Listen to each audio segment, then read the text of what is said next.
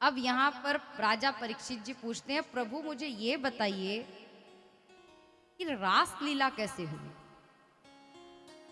प्रभु ने क्यों की, कैसे की, ये प्रारंभ कैसे होती है। तब सुखदेव जी बताते हैं कि एक बार ठाकुर जी बंशी से बात करते हैं। इससे बंशी से कि बंशी मैंने तुम्हें इतना प्रेम दिया है, तुम्हें सुलाता भी हूं तो अपने पास सुलाता हूं, इतना प्रेम करता हूं, पर आज्ञा देना चाहता हूं आज तुम्हें कुछ। तो सुखदेव जी बंशी के 4 भेद बताते हैं। कितने? 4 भेद। पहला ये वंशी का, दूसरा सम्मोहिनी, तीसरा आकर्षणी और चौथा है आनंदिनी यानी मुरली का। श्री कृष्ण कहते हैं कि अब मैं चाहता हूं कि मैं तुम्हें जब बजाऊं तो तुम इतना मोहित कर लो कि जितनी गोपियां हैं वो अपना अपना कार्य छोड़कर मेरे पास आ जाए। बंशी बोली, जैसा प्रभु आपकी इच्छा, जो आप कहेंगे मैं वैसा मान लूंगी। बोले ठीक है।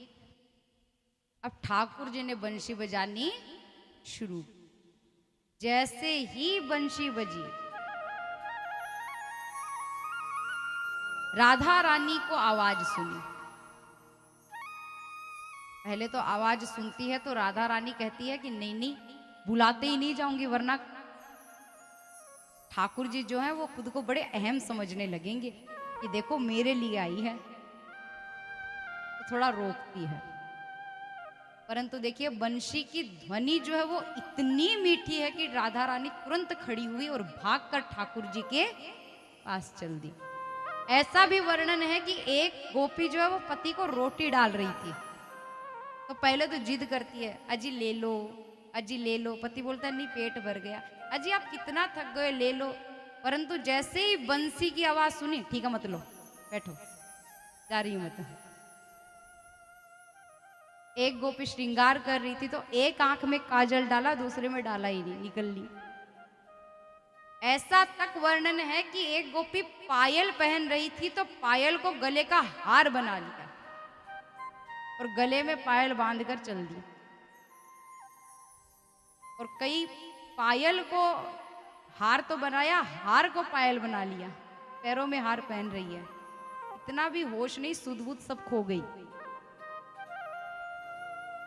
अब तुरंत दौड़ते हुए आई। ठाकुर जी ने देखा ये पावलों की तरह मुझे चाहती है तो मजाक करने का थोड़ा मन किया। ठाकुर जी बोले, आज एक परीक्षा लेता हूं, यह कितनी है मेरी, कितना प्रेम करती है। पहले तो गोपिया पास आई, खड़ी हो गई। रात्रि का समय था तो शरद ऋतु की रात थी। तो ठाकुर जी बोले कि भैया यहां क्या कर रही हो तुम सारी, घर पे जाओ, अच्छा थोड़ी ना लगता है, समाज क्या कहेगा, पराये पुरुष के पास इतनी रात को आई हो। अरे तुम्हारे घर में पति है, ससुर है, देवर है, सास है, देवर देवरानी, जो तुम्हारी दूसरे गांव से आए हुए रिश्तेदार है, क्या सोचेंगे वो, अच्छा नहीं लगता, जाओ वापिस जाओ। तो गोपियां पहले तो कुछ नहीं बोलती, नजरें नीची की हुई है और जो अपना अंगूठा है उससे धरती की मिट्टी को खुदेर रही है।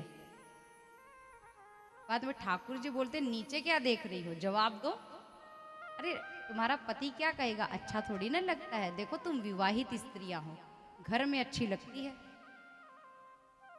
अब भैया गोपियां रो पड़ी। गोपियां बोली, कैसे हो तुम, पहले तो बंशी बजाकर जानबूझकर बुलाया, अब हमें ही से कह रहे हो कि आई क्यों।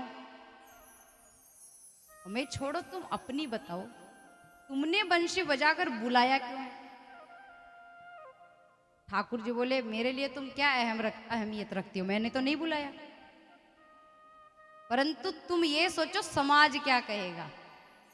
गोपिया बोली कि कृष्ण हम तुमसे इतना प्रेम करती हैं, इतना प्रेम करती हैं कि तुम्हारे लिए हमें नरक भी जाना पड़े ना 100 बार, तब भी हम नहीं सोचे।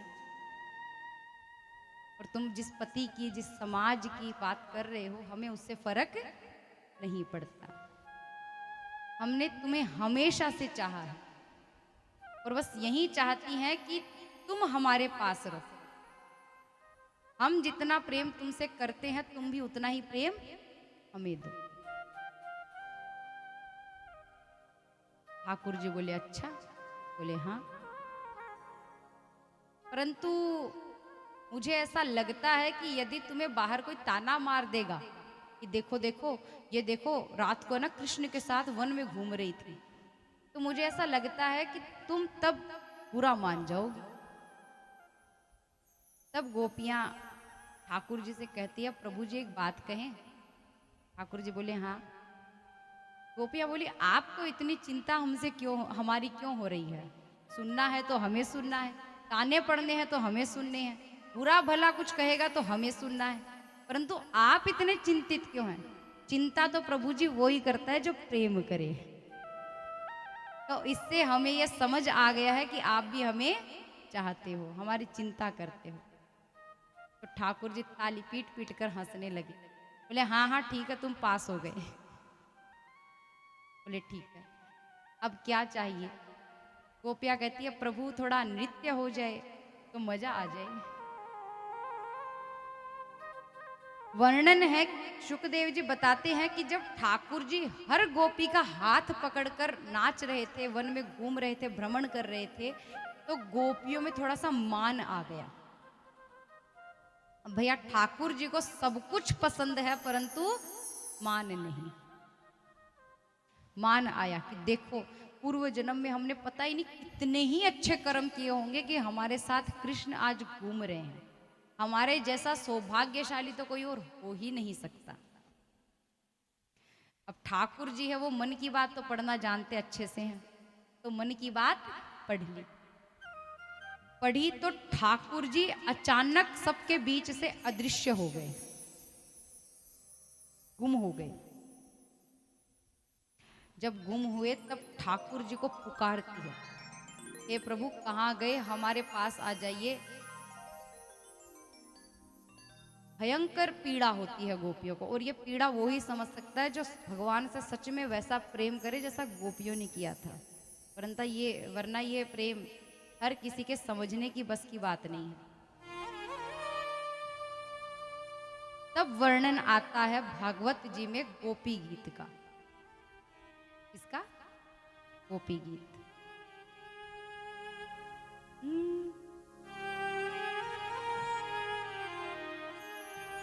भगवान के चरणों को बार बार नमन करती है कि प्रभु सामने आ जाइए, हे नाथ सामने आ जाइए, हम नहीं रह सकते आपके बिना। तो इस गीत में वह कैसे प्रभु को बुलाने का प्रयास करती है उसका वर्णन है।